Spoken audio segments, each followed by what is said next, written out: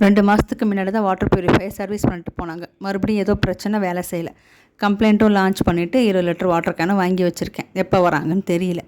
Evening ஏதாவது snacks பண்ணலாம் அப்படின்ட்டு அவளும் தக்காளி சாதம் ஸ்டைல் அதுவும் செஞ்சுட்டு நேற்றே ஸ்வீட் கேட்டா. 3 கேரட்டை துருவி அல்வா கிண்டலான்ட்டு. அதில் அந்த முந்திரி பருப்பு, திராட்சை அதெல்லாம் போட்டால் விரும்பி சாப்பிட மாட்டா. வெறும்னா ஏலக்காய் அடித்து போட்டு பண்ணணும், அவ்வளோதான். ஸோ நெய்யில் முதல்ல வதக்கிட்டோம் அப்படின்னா அந்த பச்சை வாசனை போயிடும்.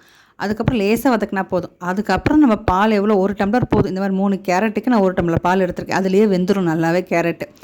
அது சர்க்கரையில் செய்யாமல் வெல்லத்தில் செஞ்சால் நல்லாயிருக்கும். ஸோ பாலை ஒரு 2 ஏலக்காய் இடித்து போட்டுட்டேன். பால் பொங்குனதும் இந்த துருவின கேரட்டையும் போட்டுட்டோம் அப்படின்ட்டா லேசாக ஒரு வதக்கிட்டு வெல்லத்தை போட்டுற வேண்டியதான். இடித்த வெல்லம் எடுத்து போட்டுட்டோம் அப்படின்ட்டு அவ்வளோதான். அது பாட்டுக்கு 10 நிமிஷத்தில் ரெடி ஆகிடும். நான் கொஞ்சம் தானே பண்ணுறேன், அதனால் எனக்கு அவ்வளோதான் நேரம் எடுக்கும். இதில் கடைசியில் என்ன பண்ணுவாங்க, இந்த சுருண்டு வரும்போது நெய் ஊற்றுவாங்க, ஒரு கரண்டி நெய் ஊற்றுவாங்க. அது ரொம்ப நல்லாயிருக்கும். பட் ஆனால் அது வந்து ஒரே மிதக்கிற மாதிரி இருக்கும் நெய் அப்படியே. அது நல்லதும் இல்லை அவ்வளோ நெய். அதனால் கொஞ்சமாக தான் எடுத்தேன் நான். அதே மாதிரி கொஞ்சம் மிச்சரும் செஞ்சு வச்சேன். இந்த டப்பா நிறைய இருந்தது, அது இப்போ பாதியாக தான் இருக்குது. ஸோ அவ்வளோதான், கேரட் அல்வா ரெடி. இது வெல்லம் போட்டதுனால சீக்கிரம் எரிக்கிடும். இந்த ஸ்டேஜ்லேயே ஆஃப் பண்ணிடலாம்.